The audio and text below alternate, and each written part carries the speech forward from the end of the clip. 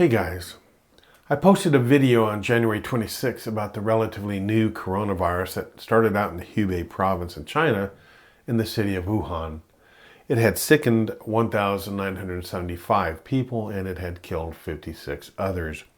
These figures at the time were scary enough, but strict measures were in place to stop the spread, or so I thought.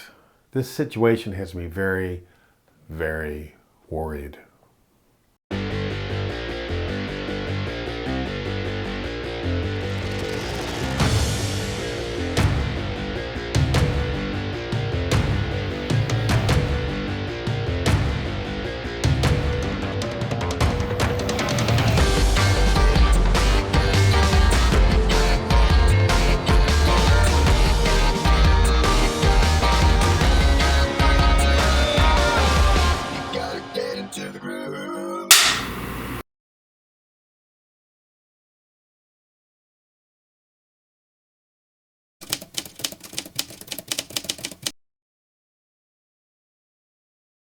There's a factor that I didn't take into account.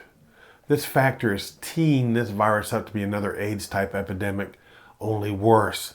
This is the human factor, and it has several layers. One layer is the inherent desire to be selfish and to care about one's needs over those of the group. It's the type of person that says, yeah, I was in Hunan and no, I don't feel sick, and the government can't tell me what to do and where to go, so I'm going to ignore those stupid warnings. You know, there are some viruses that are contagious before the host even knows they have it. And an excellent example of this is the flu. You're actually contagious one day before you feel sick. That's why the flu spreads so well. It appears that this is also true of COVID-19, and that makes it much more dangerous. Some reports are coming out that speculate the virus can actually live on surfaces for up to 9 days. Can you imagine? Clean your counters. That 14 days we are quarantining patients, the incubation period may actually be longer than that. So we're quarantining them and letting them go back out into society, and then they develop symptoms. Another layer of this human factor is the potential for evil. Is this a manufactured virus designed for biological warfare? Was this being developed at the Wuhan University of Technology? And if so, was there an accidental or purposeful containment leak?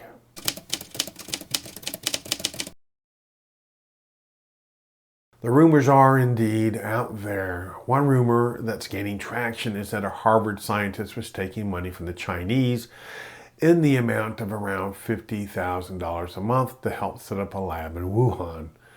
The rumor has it that the virus was developed in this facility, and while there is no hard evidence that any of that is true, it is true that this individual was arrested in January by federal agents. Now, I'm not mentioning his name on purpose in case you were wondering. He was reportedly arrested for lying to authorities about his work at the university and the funding that he was receiving. In addition, 2 Chinese nationals were arrested, one of them a lieutenant in the Chinese military, both of them working with this scientist. The other one of them was arrested at Boston's Logan International Airport attempting to smuggle out 21 vials of some sort of biological material.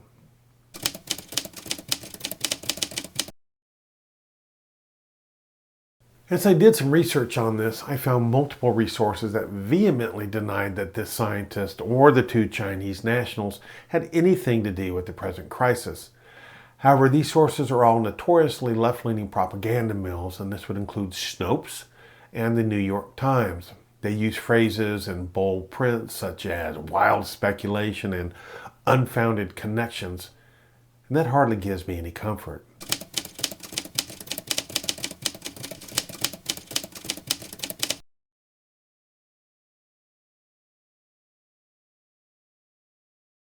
It's more scary because if it's being engineered as a biological weapon, then it's also being engineered to kill with impunity. If you create something like this, then you go out of your way to make sure it's not easy to find a way to neutralize it. We are diligently working on a vaccine, but you won't be seeing that for at least a year. In the meantime, the death toll will be much higher.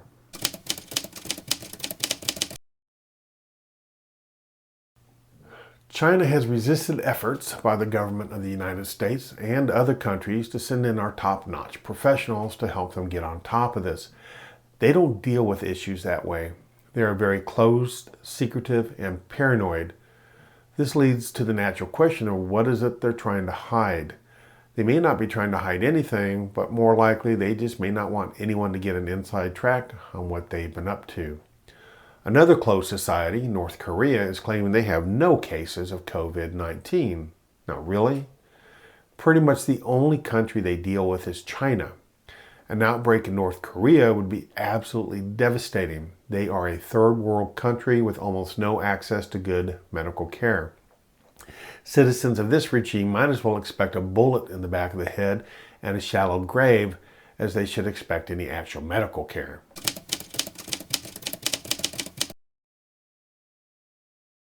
Today, February the 24th, 2020, the stock market lost over 1,000 points. Now, do you understand why? They are reacting to the increase in death toll and spreading incidences from the coronavirus. As more and more countries start reporting cases and deaths, more and more industry shuts down. Think of everything we have that is stamped made in China. Now, that used to be kind of a joke, but right now it's not so funny. Many of the bits and pieces that we use to make products here and worldwide come from China. The automobile industry is already suffering. As it becomes evident that manufacturing in many sectors is going to dramatically slow down or come to a screeching halt, investors are pulling out. One of the nice things is that the U.S. markets are very resilient up to a point.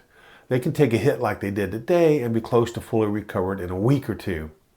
But how many times can we do that? It's like blowing up a balloon and letting the air out multiple times. At some point, the balloon's going to pop. No more balloon. As far as foreign markets go, it can be disastrous. Foreign economies may collapse as their dollars become completely devalued.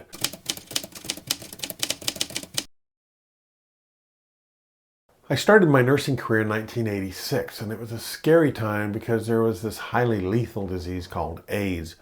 We still didn't know where it came from, but some people thought it might have come from monkeys. We thought it was an exclusively gay disease as this was the population that was being diagnosed with it. On the medical floor, we were being instructed to not dehumanize these patients by gowning, gloving, or masking. Doing so would make them feel shunned.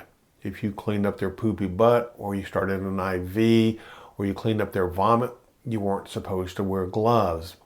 We quickly found out that this disease was not the exclusive problem with the gay population as medical personnel started to die from it. A fellow traveling nurse that I knew in Reno contracted it from a needle stick. It killed him. So nurses started to retire in droves. They weren't going to take the chance. And even though it quickly became apparent that we had to use universal precautions when dealing with these patients and all patients, it was too late. The damage was done. How do you think the medical community is feeling right now? 75% of our walk-in patients we're seeing have an upper respiratory condition with many of the same symptoms as COVID-19. As I said in the first coronavirus video, many of their infections are caused by a coronavirus, just not COVID-19. The common cold and many cases of bronchitis are caused by one of the 7 known coronaviruses. So there's this huge population of people across our country, coughing, sneezing, running fevers, hurting from body aches. How do we know who might be dangerous?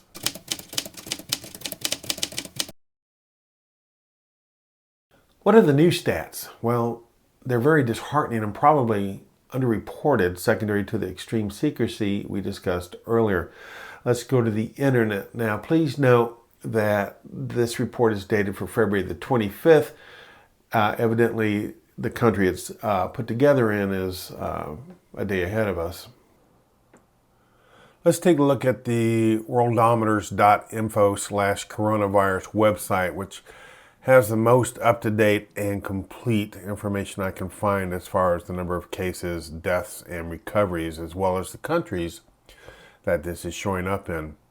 And as you can see, as of today, February the 25th, there have been 79,774 cases of which so far 2,630 people have died and 25,353 have recovered. That death rate is a 9% death rate. So you line up 100 people, 9 of them are going to fall over dead from this. Of the active cases, of which there are still almost 52,000, 40,224, or 78%, are in mild condition, while the remaining 22% are in serious or critical condition.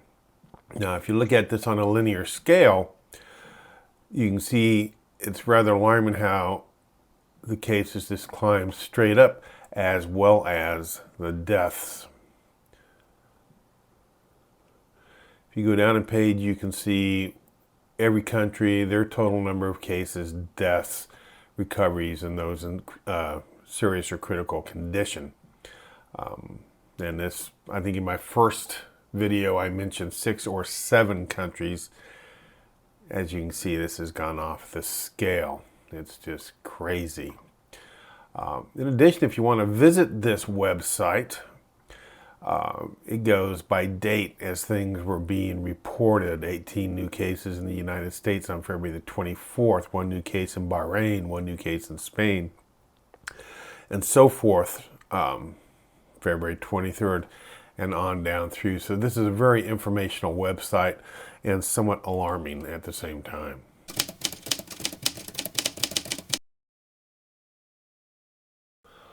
Our government is trying to sit on this and clamp it down as tightly as they can, but our government is still the government. You may recall recently the passengers that were quarantined for 2 weeks aboard the Japanese cruise ship Diamond Princess. The ship was docked off of the coast of Yokohama, Japan. Arrangements were then made to fly the non-infected patients to Lackland Air Force Base in Texas, where they were going to be quarantined for an additional 2 weeks. The only problem is members of our government decided to also bring the infected patients along for the ride. These non-symptomatic patients that had tested positive were supposed to stay back in Japan. For whatever reason, the State Department decided that they should come along for the ride, and President Trump was royally pissed off. So, can we trust our government to make the right decisions for us?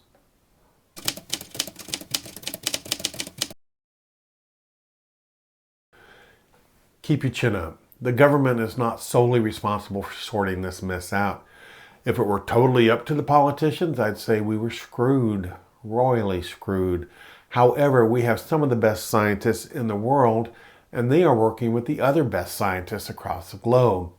As long as the governments do not try to run the show and set the agenda, I think we'll do okay. We'll be fine. Will it be worse before it gets better? Yeah, probably. But look at it this way. If you live in the United States, you have one of the best chances for survival. It's one of those things that makes America great. I believe we'll come out on top of this, and I would suggest they develop a test that quickly shows a positive or a negative like we have with the flu. With the flu test, we can swab you and 15 minutes later know if you have the flu and which strain it is. At the present time, any suspicious cases have to be tested and the test sent off for development. That takes way too long, and in the meantime, those patients should be quarantined.